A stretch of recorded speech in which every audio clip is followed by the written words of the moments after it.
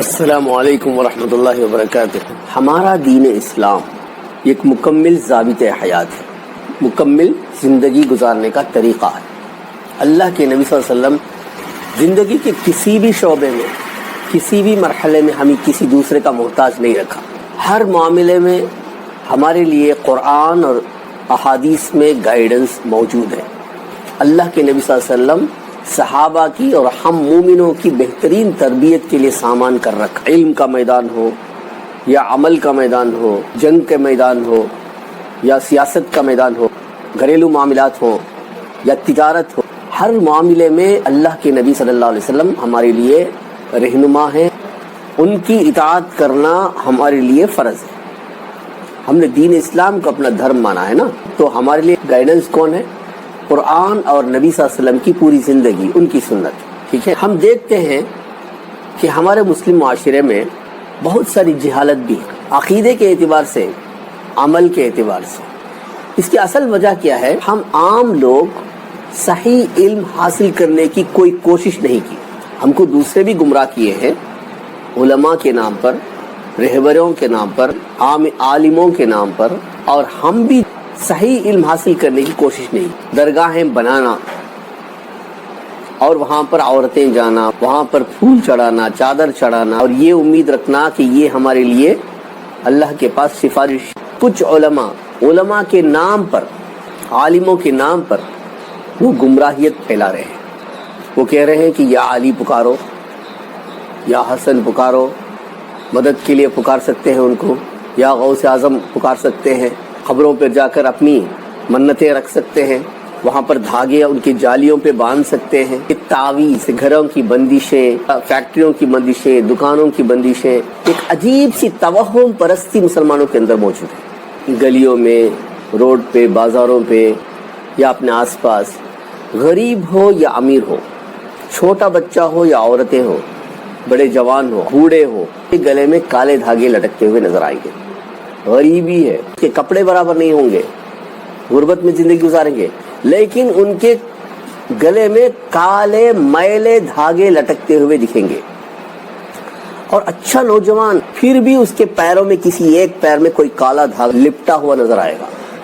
مسلمان ہے۔ اگر غیر مسلم میں کوئی اس طرح سے دھاگے لٹکا لینے کی کوئی ان کے پاس طریقہ موجود ہے تو وہ ان کا اپنا عقیدہ ہے، لیکن مسلمان ہو کر، اسلام کے دائرے میں رہ کر اس طرح کی توہم پرستی ہمارے مسلمانوں کے اندر ہے۔ یہ پوری طرح سے جہالت ہے۔ بڑی بڑی سنتوں کی بات کرنے والے، کھانے کی سنتیں، پینے کی سنتیں، بیٹھنے کی سنتیں، اٹھنے کی سنتیں، ٹوپی کی سنتیں، اتنی سنتوں کی بات کرتے ہیں، بڑی محبت سے بات کرتے ہیں، لیکن کبھی یہ سوچا ہے کہ کیا یہ تعویذ، یہ دھاگے لٹکانا، یہ ہاتھوں پہ دھاگے بننا، یہ پیروں میں دھاگے بننا، کیا اس میں کوئی سنت نظر آتی ہے؟ کیا نبی صلی اللہ علیہ وسلم صحابہ کو یہ تعلیم دی تھی؟ کالے دھاگے پہننے کا رواج کیا تھا؟ یہ کلچر کون پھیلا رہے ہیں؟ لیکن آپ کو یہ کلچر کس نے سکھایا؟ اگر کوئی صحابہ پریشانی ہوتی تھی، نبی صلی اللہ علیہ وسلم کے پاس آتے تھے، تو کیا نبی صلی اللہ علیہ وسلم یہ دھاگے لٹکانے کی تعلیم ان کو دیے تھے؟ دین ہمارا سب سے پاک ہے، اس میں کوئی بدعقیدگی کی کوئی گنجائش نہیں، کوئی توہم پرستی کی کوئی گنجائش نہیں۔ بدعقیدگیوں سے دور کرنے کے لیے اسلام آیا، لیکن ہم اتنی جہالت میں ہیں، ہم یہ نہیں سمجھ رہے کہ اللہ کے نبی صلی اللہ علیہ وسلم ہر معاملے میں ہمیں گائیڈ کیا ہے، قرآن ہماری رہنمائی کرتا ہے، نبی صلی اللہ علیہ وسلم کی پوری زندگی ہمارے سامنے۔ کیوں پہنتے ہیں بھائی؟ پہلی بات سوال یہ پیدا ہوتا ہے کہ یہ سب ہم کیوں پہنتے ہیں؟ ہاں، بچہ رات میں ڈر جاتا ہے، بار بار اس کو بیماری ہو جاتی ہے، گھر میں پریشانی ہو رہی ہے، گھر میں عجیب گھبراہٹ ہے، اس لیے دکان میں کیا ہے، ہمارا بزنس نہیں ہو رہا ہے، ترقی نہیں ہو رہی ہے۔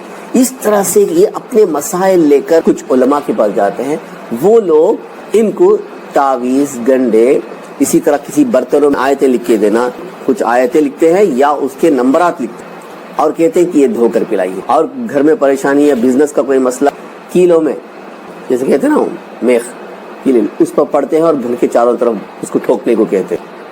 کچھ پوٹلیاں، تعویذ یا کچھ بھی لکھ کر اس کی جو ہے تکیے کی طرح، تکیوں کی طرح بنا کر گھروں میں لٹکانے کو کہتے ہیں۔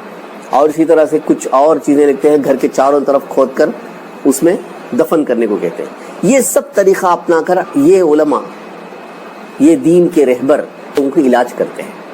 کچھ لوگ اس کو پروفیشنل طور پر کرتے ہیں, اس سے پیسے کماتے ہیں اور باقاعدہ بورڈ لگاتے ہیں آپ کی ہر پریشانی دور ہونے کے لیے ہمارے پاس آئیے, اس طرح کا بورڈ وغیرہ لگا کر بزنس کرتے ہیں. لیکن کچھ لوگ یہ سوشل سروس سمجھ کر, دین کا کام سمجھ کر, لوگوں کی مدد سمجھ کر کرتے ہیں, لیکن نتیجتاً یہ ایک جہالت پھیلا رہے ہیں. یہ دین کا معاملہ ہے, کہتے ہیں کہ وہ اللہ کے کلام کی مدد سے علاج کرتے ہیں. اگر اس طرح ہے تو یہ دین کا معاملہ ہے. اگر یہ دین کا معاملہ ہے تو اللہ کے نبی صلی اللہ علیہ وسلم نے کس طرح کیا؟ کیا یہ عمل نبی صلی اللہ علیہ وسلم کے طریقے پر ہے؟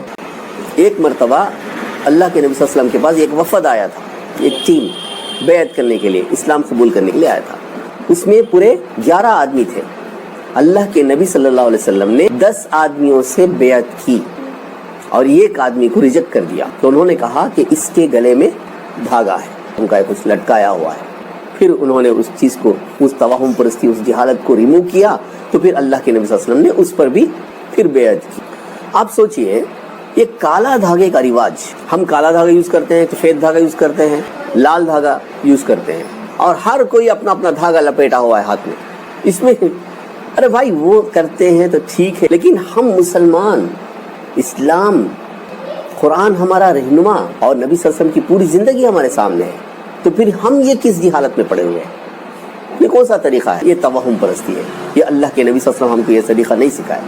دعا سکھائے ہیں اور ہم کو جو بھی اویلیبل علاج ہے وہ علاج کرنا ہے. ہم کو دعا سکھائی ہے, اذهب الباس رب الناس واشفی انت الشافی لا شفاء الا شفاؤک شفاء لا یغادر سقما.